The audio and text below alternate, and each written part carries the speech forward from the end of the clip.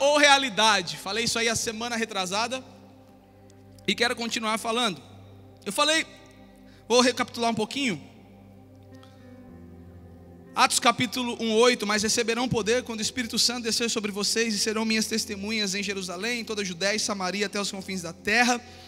1 Coríntios 4:20, pois o reino de Deus não consiste em palavras, mas em poder. E eu comecei falando que nós temos um potencial muito grande, nós temos um poder muito grande dentro de nós, e todo ser humano tem um potencial gigantesco dentro de si.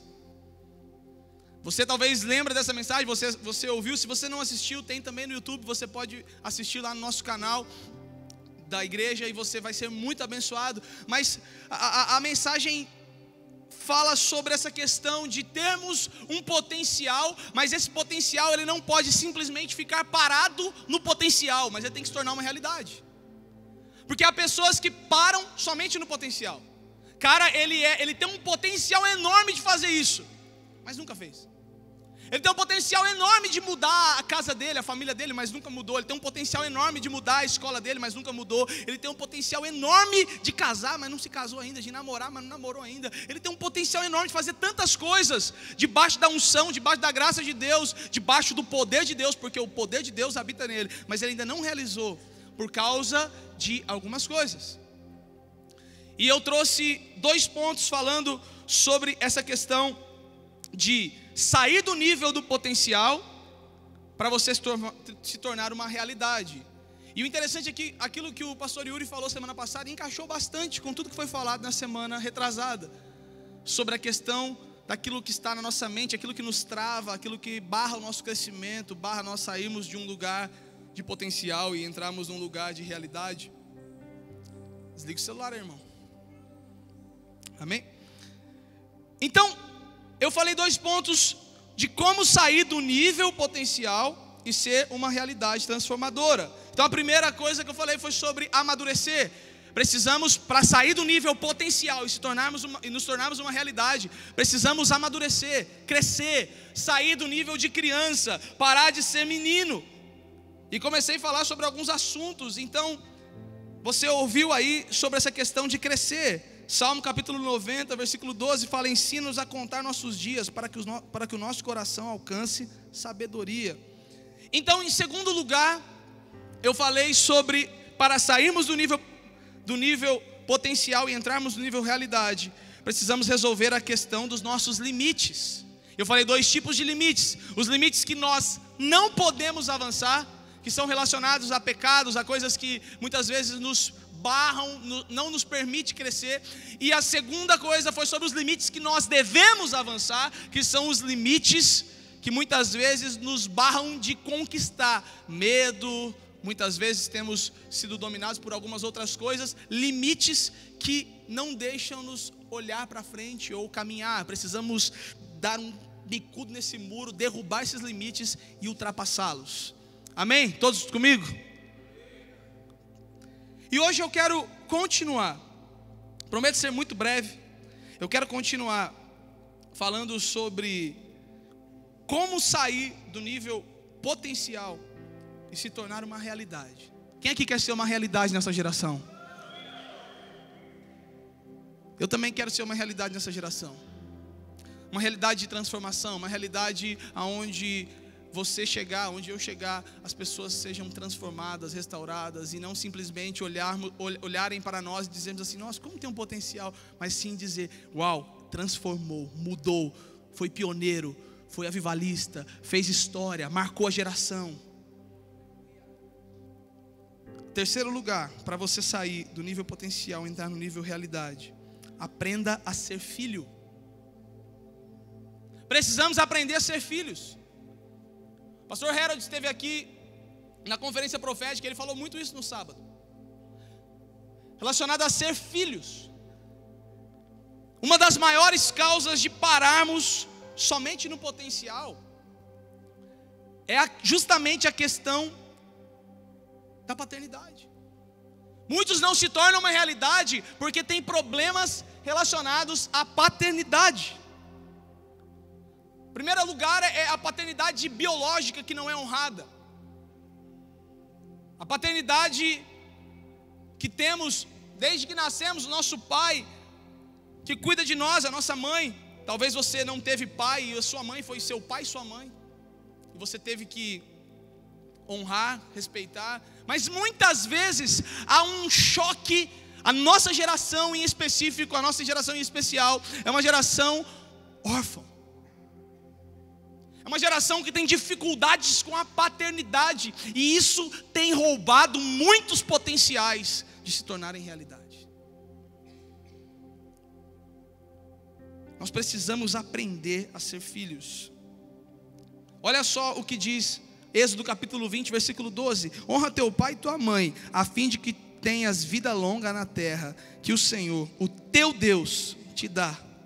Efésios 6,13 diz: filhos, obedeçam aos seus pais no Senhor, pois isso é justo.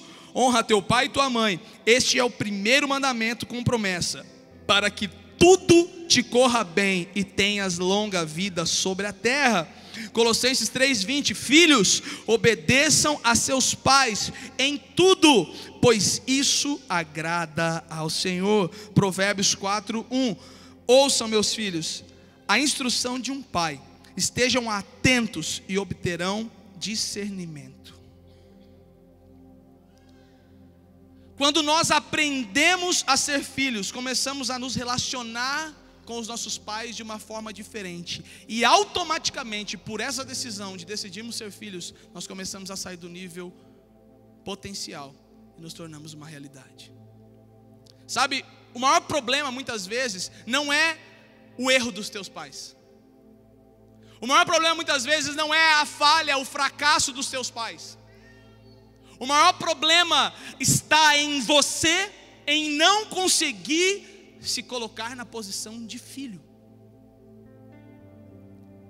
Muitas vezes seu pai e sua mãe vão errar com você, ou talvez já tenham errado muito. Talvez você está aqui hoje, você é fruto de problemas, de dificuldades e por conta de erros dos seus pais. Mas o que nós estamos vendo em questão, que a palavra de Deus está dizendo, não é para que, olha, sejam filhos se seus pais forem bons, não. Pelo contrário, obedeçam seus pais. Ele não coloca prerrogativa nenhuma, ele não coloca argumento nenhum. Eu quero chamar sua atenção hoje para você aprender a ser filho. Essa semana assisti um filme muito legal, chamado Tal Pai, Tal Filha. Quem já assistiu aí? Está no Netflix, é bem legal. É aquele filminho meio bobinho, mas é legal, porque conta uma história sobre uma filha.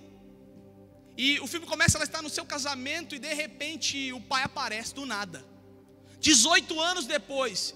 E aí então, no meio do casamento, a hora que eles estão conversando, e a pessoa que está fazendo o casamento, ela fala assim: você aceita? E o rapaz fala assim: não, eu não aceito. Ele sai, ele vai embora, e ela fica ali sozinha no altar, daquele jeito, desesperada. E de repente ela sai e encontra o pai dela.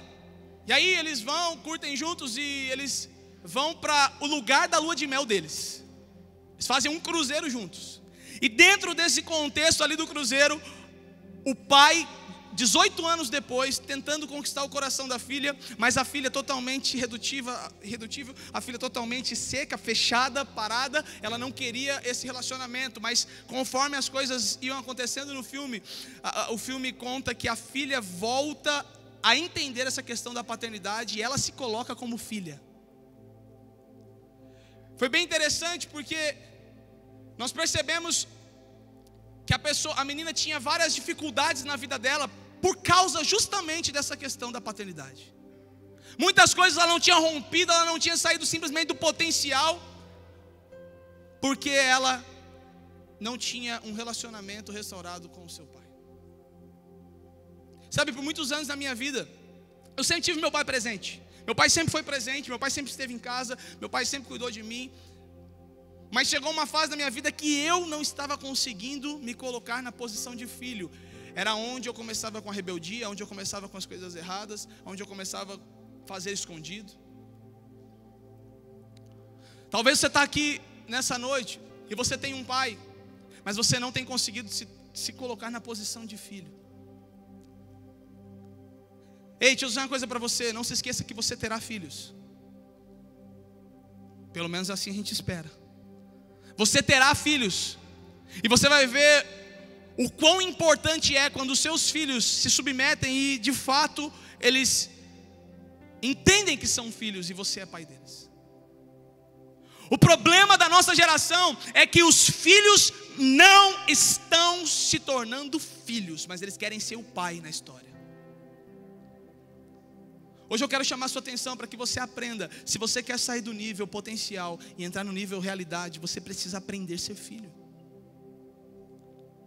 Aprender a ser filho gera para nós algumas coisas, dá para nós alguns presentes quando nos tornamos filhos legítimos. O primeiro presente que você ganha é vida longa. Fala comigo, vida longa. Quem quer viver bastante tempo aí? Eu nunca vi ninguém falando assim, pastor, porque sabe, tem uma vontade de morrer.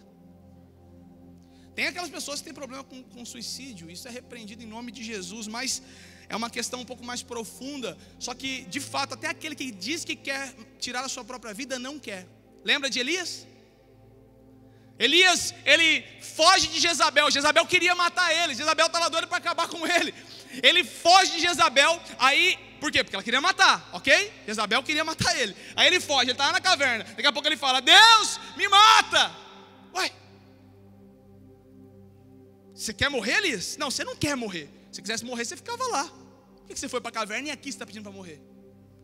Muitas vezes quando você fala que quer morrer, quer tirar sua vida, isso aí, meu irmão, é conversa fiada. Você não quer, porque você quer viver muitos anos, amém? E eu profetizo que nós vamos passar junto a essa velhice aí. Nós vamos fazer parte do grupo da terceira idade da Iacera Satuba, amém? Você crê nisso? Nós vamos compartilhar as bengalas. Só não as dentaduras, por favor.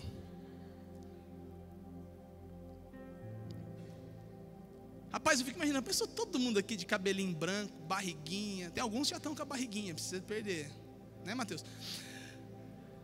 Mas tem alguns que precisa perder. Mas eu fico imaginando se todo mundo velhinho, todo mundo. Imagina, o culto lá da quinta-feira à tarde lá na igreja. Imagina toda essa galera aqui, a Juventude Alive dos anos 2018. Tarde do Clamor. Tem uns irmãos que vai lá, irmão. Agora, para você viver tudo isso, meu irmão, a primeira coisa, você precisa honrar os seus pais. É o primeiro presente que você ganha. A promessa de Deus. E quando Deus promete, Ele faz. Só Ele faz. Quando Deus promete, Ele. Se você honrar seus pais, com certeza você terá vida longa. Aí você fala, pastor, mas tá bom, mas uma vida longa, desgraçada como eu vivo, não dá. Então, se você honrar os seus pais, tudo te corre bem. Você viu o texto? Tudo vai correr bem. Olha lá o que está falando o texto. Filhos, obedeçam aos seus pais, pois é justo. Honra teu pai e tua mãe. Este é o primeiro mandamento com promessa. Para que tudo te corra bem e tenhas vida longa. Outro presente. Você começa a agradar a Deus. Você vive uma vida onde Deus olha para você e se agrada de você. O texto de Colossenses diz, filhos, obedeçam aos seus pais em tudo, pois isso agrada ao Senhor. Mais um, Provérbios 4:1. Ouçam, meus filhos, a instrução de um pai, estejam atentos e obterão discernimento. Mais um presente, quando você honra e obedece seus pais, você ganha discernimento, sabedoria.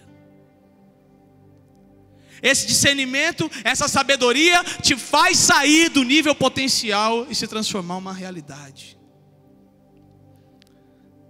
Sabe,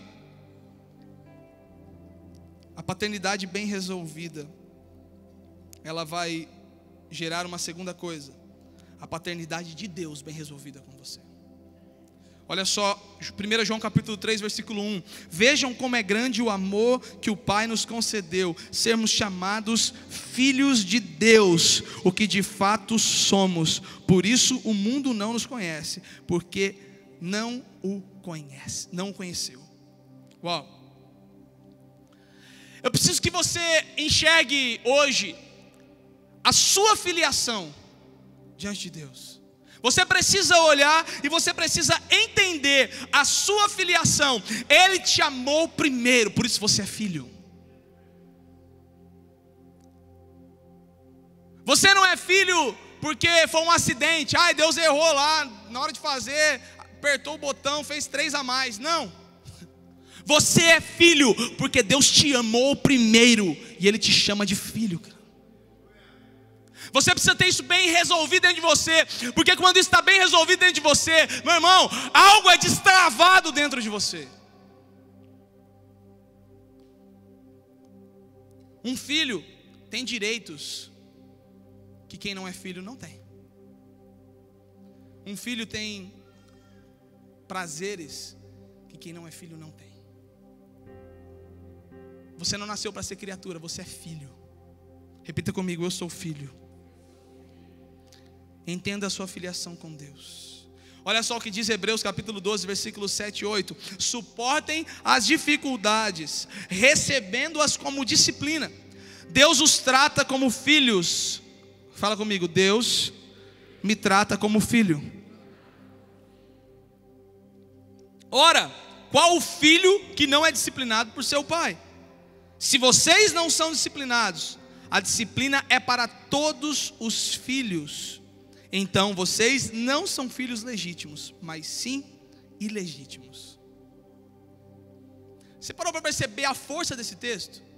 Tem gente que fala assim: eu não suporto mais essa vida, eu não suporto mais esses problemas, eu não suporto mais, parece que eu estou morrendo. Meu irmão, deixa eu dizer uma coisa para você: as dificuldades que você está passando, às vezes, são disciplinas que Deus está te dando para você crescer. Toda disciplina, toda correção é para crescimento. Presta atenção, quando você está fazendo uma prova e você erra a questão, o seu professor ele vai corrigir, ou você vai olhar o gabarito, você vai ver que errou, você vai olhar a parte certa. Na próxima vez que você for fazer a prova, você vai acertar, porque você sabe a resposta correta. Toda disciplina, não é porque Deus não te ama, não é porque Deus não gosta de você. Toda disciplina que você recebe, independente daquilo que for, ela é para o seu crescimento. E se você não recebe disciplina de Deus, irmão, o próprio texto diz que você não é filho legítimo. Aí dói, aí machuca. Aí, meu irmão, você está por aí, solto. A disciplina, ela nos ajuda a amadurecer, ela nos ajuda a crescer, ela nos ajuda a saber nossos limites. E assim nós começamos a nos tornar realidades. Você precisa hoje ouvir a voz de Deus. Ele é seu pai, Ele quer que você se torne um filho, Ele quer que você abra a sua mente, Ele quer que você abra o seu coração, para que você se torne filho. Amém?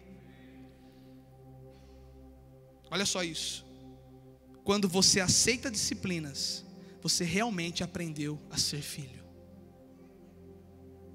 Quando você aceita disciplinas, você realmente aprendeu a ser filho. Talvez você não tenha aceitado as disciplinas que Deus tem te dado. Talvez você não tenha conseguido crescer. Hoje é dia de você aprender a se tornar filho e abrir seu coração para receber qualquer disciplina que vem da parte do céu, porque o Senhor quer olhar para você e Ele quer ver em você uma filiação. Ele quer que você o enxergue como pai, e Ele quer que você seja filho dele.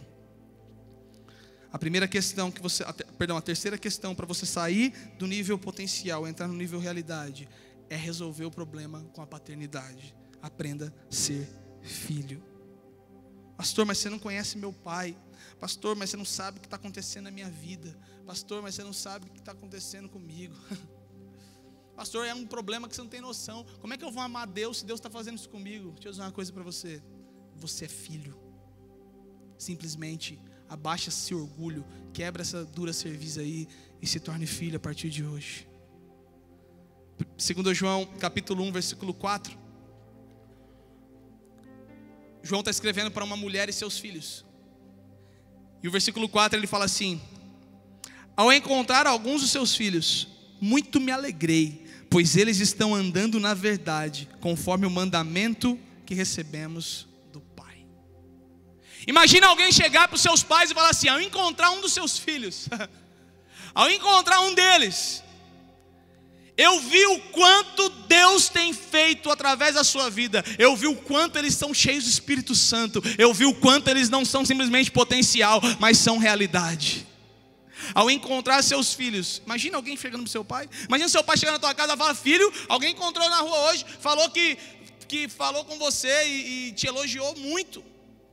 Ele falou para mim que você é uma pessoa diferente, uma pessoa transformada. Imagina seu patrão dando um relatório sobre você. Imagina seu professor da faculdade dando um relatório sobre você. Imagina aquela pessoa da tua família, talvez, que antigamente enxergava você de uma forma totalmente contrária, e hoje ele encontra alguém da sua família e te elogia e fala: olha, quem te viu, quem te vê hoje. Isso acontece quando você aprende a ser filho. Você quer sair do nível potencial e entrar na realidade? Comece a se tornar filho hoje em nome de Jesus. Quarto lugar e último: pare de fazer do jeito errado. Se você quer sair da realidade, do potencial, e se tornar uma realidade, para de fazer do jeito errado. Tem muita gente que está no caminho, mas está fazendo do jeito errado. Lembra Davi, quando foi buscar a arca? Ele estava fazendo o que era certo, ok? Beleza? 20 anos, a arca foi esquecida, ninguém lembrava da arca. Davi levantou, Davi entrou, ele assumiu o reino. Ele falou assim: a primeira coisa que eu vou fazer é trazer de volta a arca para Israel. Ele foi, no meio do caminho, ele fez do jeito errado. E do jeito errado, Deus não aceita. Muitas vezes você quer viver coisas extraordinárias, você sabe, você sente queimar algo dentro de você, você até começa, mas não vai, porque está fazendo do jeito errado. Agora eu vou basear esse último ponto no texto de Juízes capítulo 20, do versículo 12 ao 30, e depois versículos 46 e 48 a 48. O contexto aqui, você está comigo? Diz amém aí. O contexto aqui é sobre um levita. Esse tempo Israel estava sem juiz, não tinha juiz em Israel. Era um tempo em que ninguém estava julgando, cuidando de Israel. E fala de um levita que tinha uma concubina. E essa concubina, essa mulher, a mulher dele, ela é estuprada. Eu vou resumir aqui, depois você lê o capítulo 20, o capítulo 19 e 20 inteiro. Mas ela fala sobre um levita que tinha uma concubina, e essa concubina, ela foi estuprada, ela foi violentada, e ela foi morta por alguns benjamitas, por alguns homens dentro do próprio Israel. No caminho, eles estavam voltando para sua casa, e no caminho, estava escuro, e eles falaram assim: vamos parar em um outro povo ali. Mas aí, quem estava com ele, guiando ali, ajudando, falou assim: não, vamos parar no povo de Israel, porque parar num povo estrangeiro é perigoso. E eles param no povo de Israel. Quando eles entram lá, a Bíblia fala que eles pegam a concubina dele, e eles matam ela, estupram ela, violentam ela. Esse é o contexto. Então ele chega na sua casa, e quando ele chega lá na sua casa com essa mulher morta, ele corta ela em 12 pedaços. Fala comigo, 12 pedaços. Ele corta ela em 12 pedaços, e ele manda um pedaço para cada tribo de Israel. Ele manda um pedaço para cada tribo de Israel. Incrível. Quando os líderes de Israel recebem os pedaços da mulher, eles não entendem, eles recebem a mensagem desse homem, dizendo o ato repugnante que eles fizeram. Então, esses líderes de Israel, eles se reúnem para conversar sobre esse assunto, e eles querem resolver a situação. Mas então, o texto fala que os benjamitas, eles não aceitam. Eles não aceitam a situação. Você está entendendo o que eu estou falando? Os líderes de Israel, Benjamim é uma tribo. Os líderes de Israel se reúnem e falam: vamos corrigir Benjamim, vamos corrigir esse pessoal de Gibeá que fez essa atrocidade. E eles começam a corrigir, eles se reúnem para corrigir, e eles falam: olha, vamos mandar, achem quem foi que fez esse ato, manda para a gente que a gente vai exterminar ele da face da terra. Eles não aceitaram. Agora eu quero que você leia comigo Juízes capítulo 20, abre aí na sua Bíblia, no seu celular. Juízes capítulo 20, nós vamos ler esses versículos.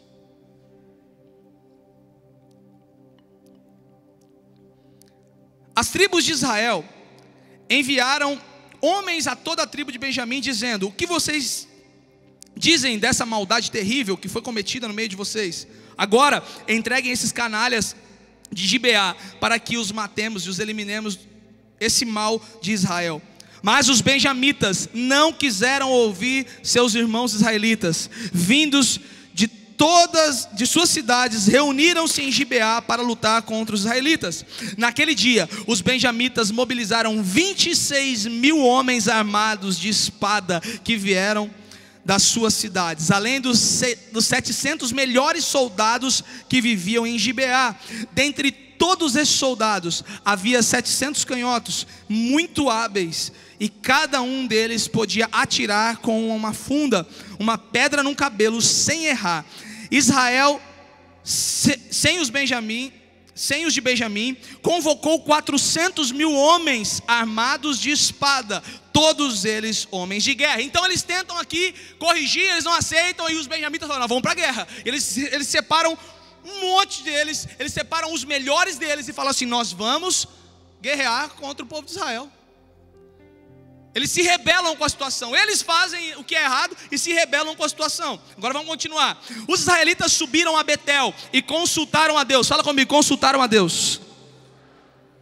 Quem de nós irá lutar primeiro contra os benjamitas? Perguntaram. O Senhor respondeu: Judá irá primeiro. Na manhã seguinte, os israelitas se levantaram e armaram um acampamento perto de Gibeá. Os homens de Israel saíram para lutar contra os benjamitas e tomaram posição de combate contra eles em Gibeá. Os benjamitas saíram de Gibeá naquele dia, mataram 22.000 israelitas no campo de batalha. Você entendeu aqui ou não? Os israelitas estavam para guerrear contra os benjamitas. E aí, no meio da guerra, antes de guerrear, eles vão perguntar para Deus e falar: Deus, e aí?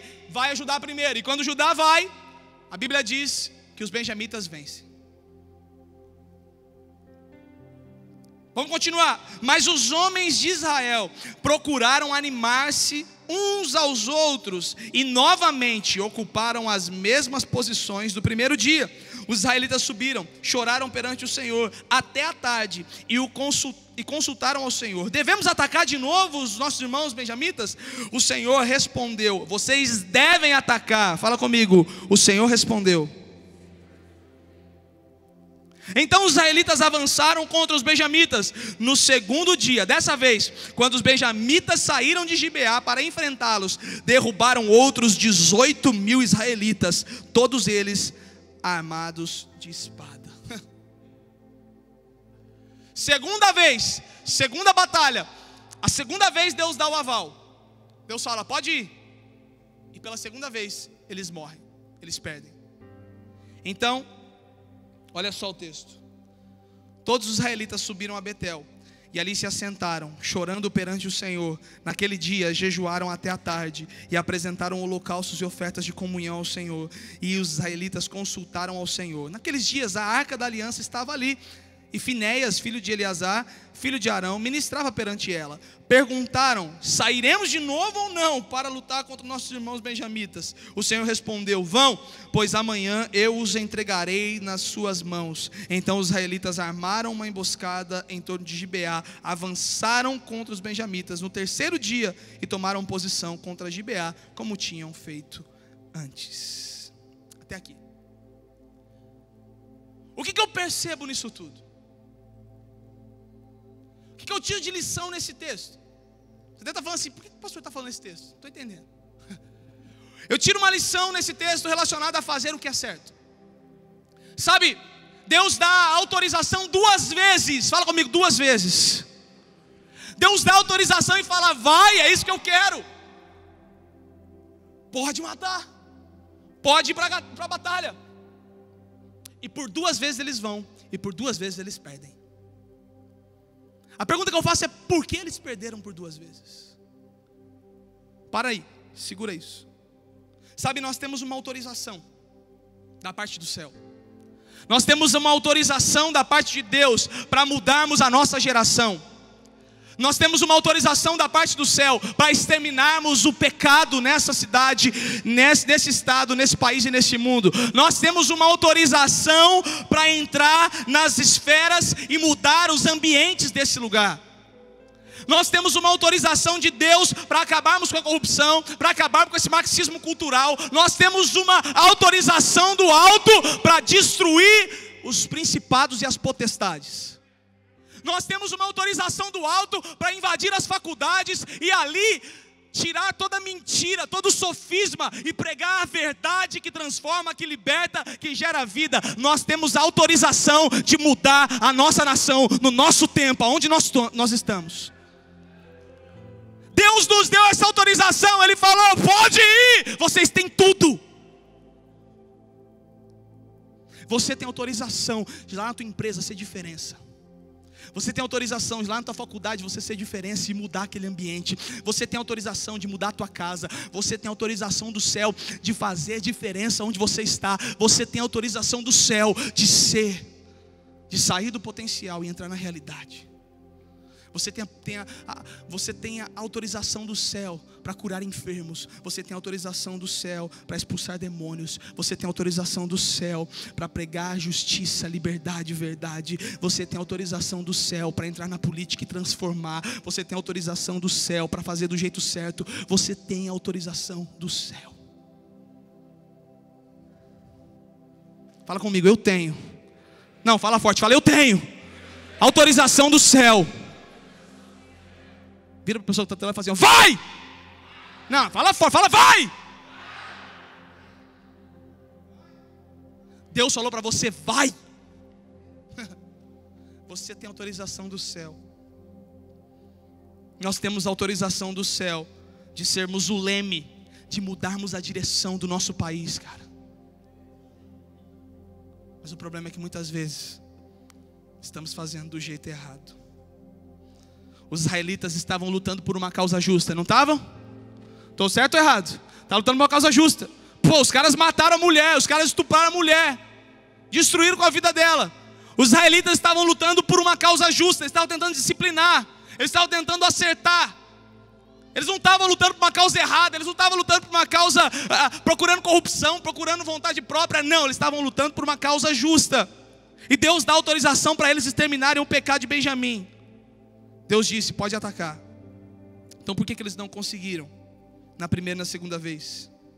Porque eles fizeram do jeito errado. E a pergunta que eu te faço é, qual é o jeito errado? Talvez você não saiba, mas a primeira coisa que eu enxergo aqui, o jeito errado é muitas vezes tentarmos fazer na força de nossas mãos.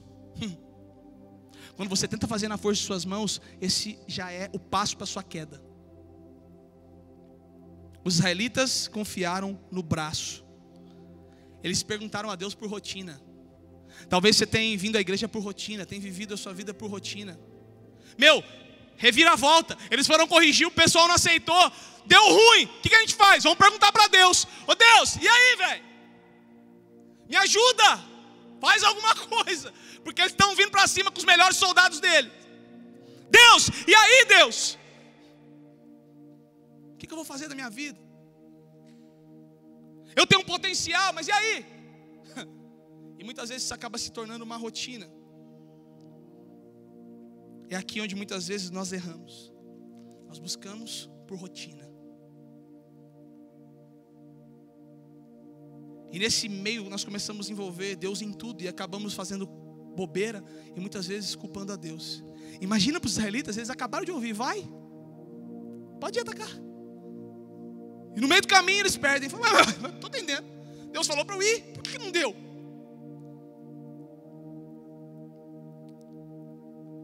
Todas as vezes que você está em desespero, todas as vezes que você está às vezes num problema, está numa dificuldade, todas as vezes que você está enfrentando uma luta, muitas vezes você não vai procurar Deus porque você o ama, mas por rotina, porque você sabe que se você gritar para Ele, Ele vai te ajudar, Ele vai falar, pode fazer. Porque se eu bater, a porta vai abrir. Porque se eu clamar, vai acontecer. E você acaba fazendo de Deus alguém que simplesmente te ajuda na hora das suas necessidades. E entra na rotina. De boa, eu vou zoar, eu vou curtir, eu vou fazer o que eu quero. Se der ruim, se der algum problema, Ou eu vou ganhar dinheiro, eu vou trabalhar, ou eu vou abrir uma empresa, ou eu vou estudar. Se der ruim, eu pergunto para Deus. Estou falando aqui contra você perguntar para Deus, tem que perguntar para Deus. Mas quando isso se torna uma rotina na tua vida, simplesmente porque você está querendo realizar algo que é da sua vontade, do seu gosto. Porque aqui, eles estavam doidos para destruir, para fazer justiça. Eles perdem. Poxa, mas Deus me deu o aval, Deus falou vai. Aí muitas vezes você fala assim, poxa, mas Deus falou que eu ia ser isso, Deus falou que eu ia fazer aquilo, Deus falou que eu ia chegar lá, Deus falou que eu ia conseguir. Por que eu não estou conseguindo? Porque você está colocando Deus simplesmente para resolver suas necessidades. Está entrando numa rotina. É um vício e não uma realidade. Você não busca simplesmente porque Ele é. Você não busca porque você quer ter a presença dEle. Por isso que eles erraram.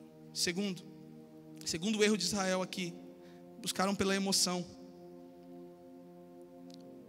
Primeira vez eles perdem, a segunda vez eles vão lá. Deus, perdemos. Sabe quando você fica choramingando para Deus? Papai, querendo mudar o coração de Deus.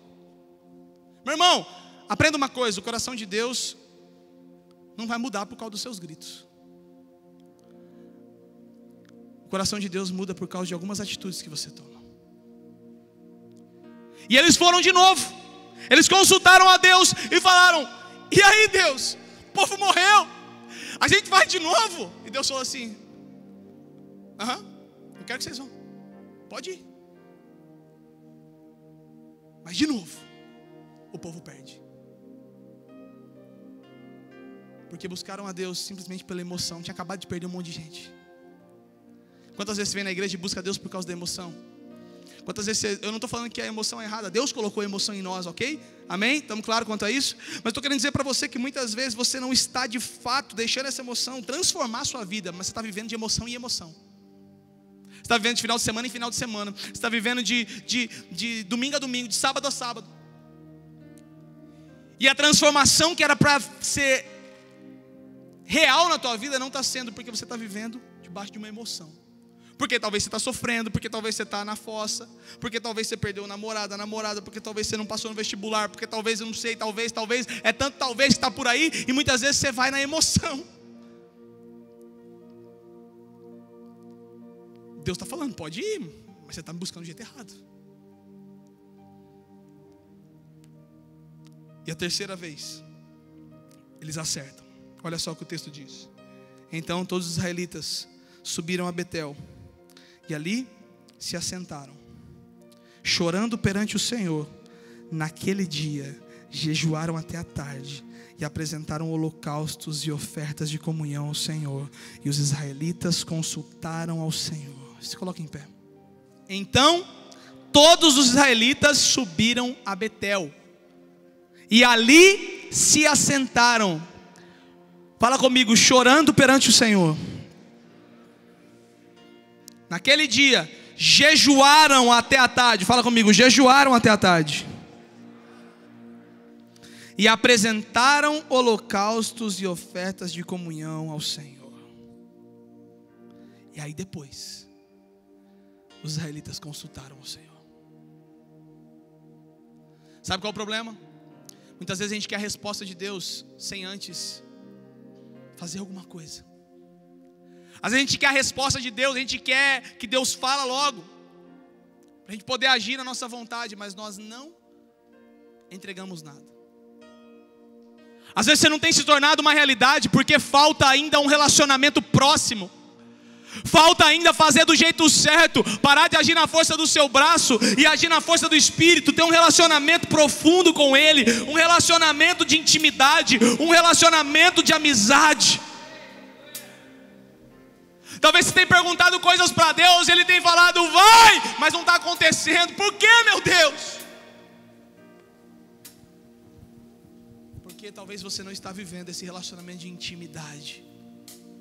Porque talvez você não está entregando um choro quebrantado diante do Senhor, mas um choro falso. Porque talvez você não está entregando totalmente o seu coração e desejando mudar, que eles jejuarem e falam: Senhor, nós queremos ver qual é o nosso erro. Porque talvez você não está entregando nada para o Senhor como oferta agradável a Ele. Sabe,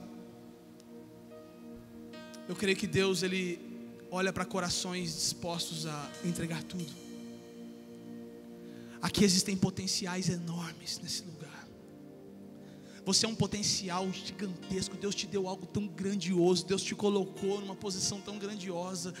Deus colocou o Espírito dele dentro de você para viver coisas tão extraordinárias. Mas muitas vezes você não está rompendo, porque não está se relacionando. Não adianta nada. Você vai e vai perder.